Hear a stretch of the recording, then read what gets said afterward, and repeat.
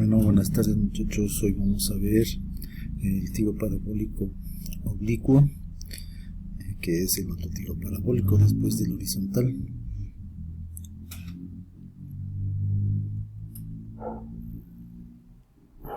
Bueno, aquí está, dice,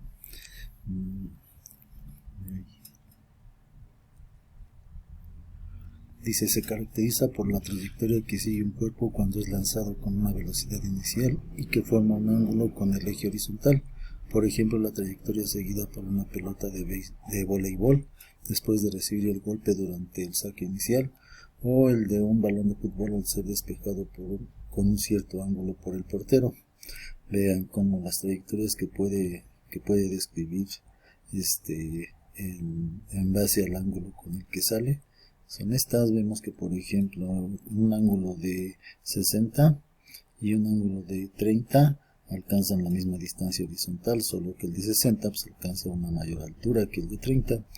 Igual pasa con el ángulo de 70 que es este, y del de 20, que llegan que alcanzan la misma distancia horizontal, solamente que obviamente el de 70 a una altura mucho más grande que el ángulo de 20, y el que más distancia alcanzará va a ser cuando el proyectil sale lanzado con un ángulo de 45 grados. Ven, la distancia que alcanza pues es la mayor.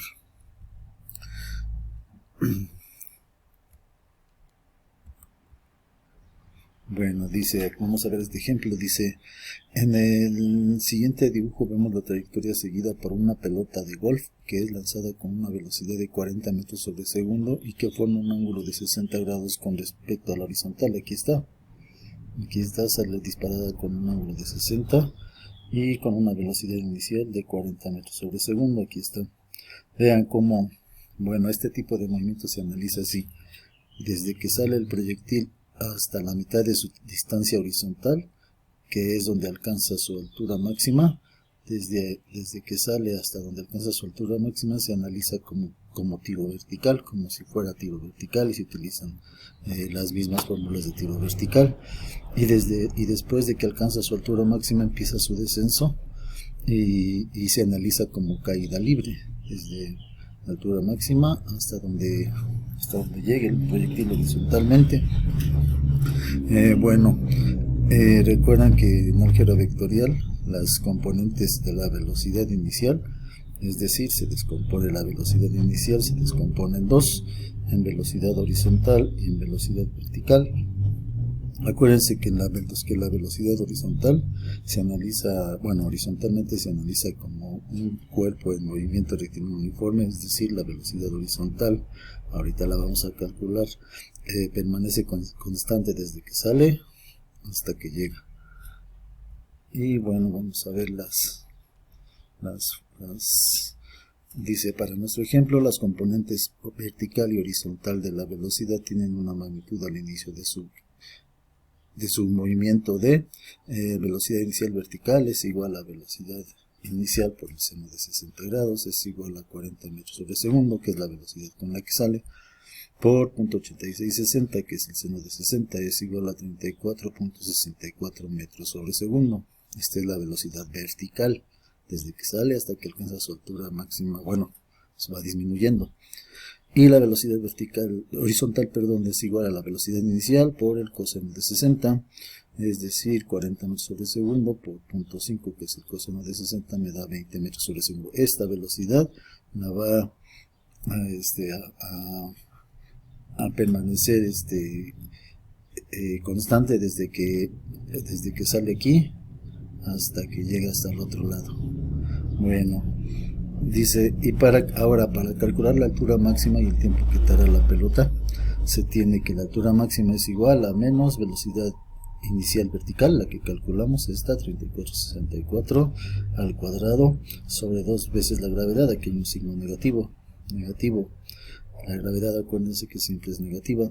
Entonces 3464 metros sobre segundo, que es la velocidad vertical, se eleva al cuadrado y se divide entre 2 veces la gravedad, me va a dar un total de 61.22 metros. Esa es la altura máxima que alcanzó la pelota.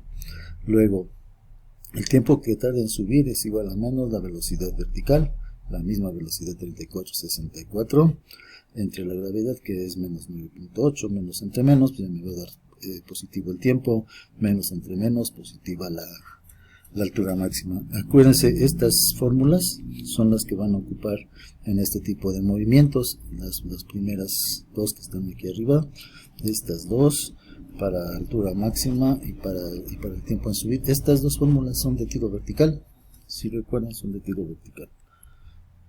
Bueno, dice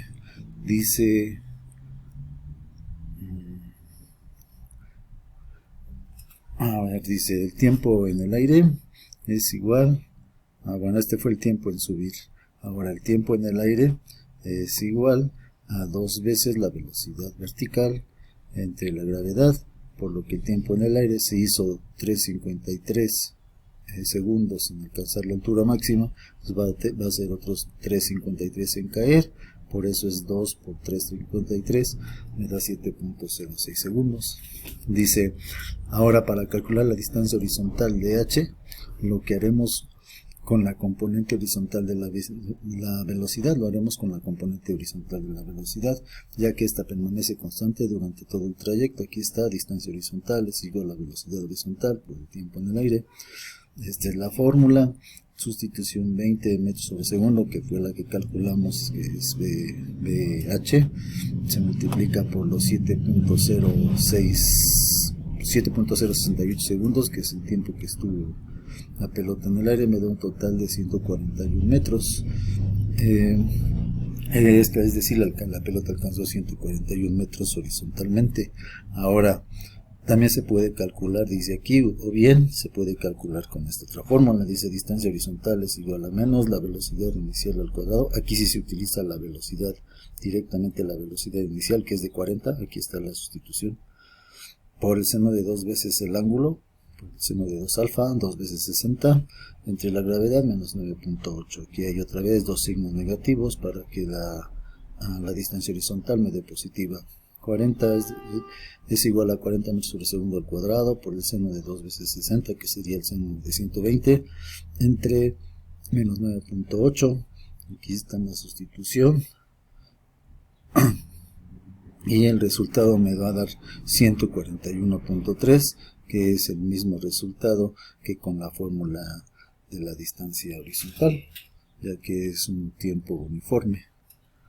Bueno, pues ahora dice así, dice la ecuación anterior, que fue la que ocupamos, dice, resulta útil cuando se desea hallar el ángulo con el cual debe ser lanzado un proyectil que parte con una determinada magnitud de velocidad para dar en un blanco.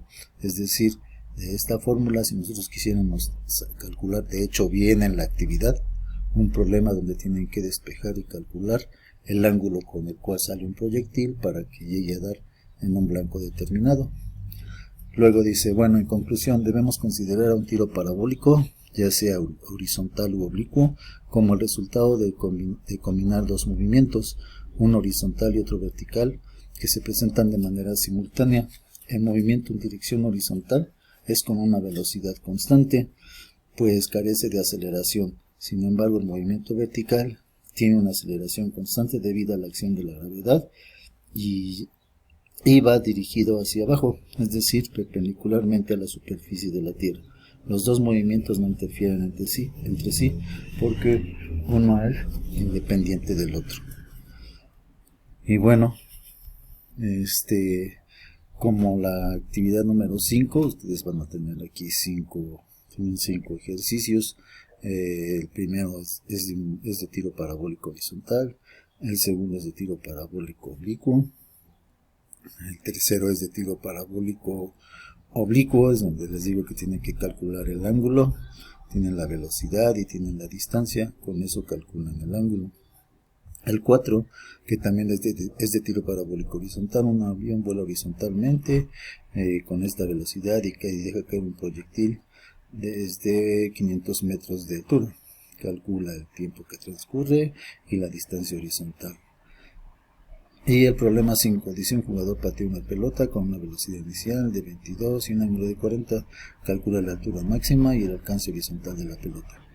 Bueno, pues ya tienen un ejemplo de Ya vimos ejemplos de los dos tipos de movimiento, del tiro parabólico horizontal y del oblicuo. Ya nada más pues utilicen las fórmulas para calcular cada uno de ellos, y van a tener esta actividad para entregarla el viernes. ¿Está bien?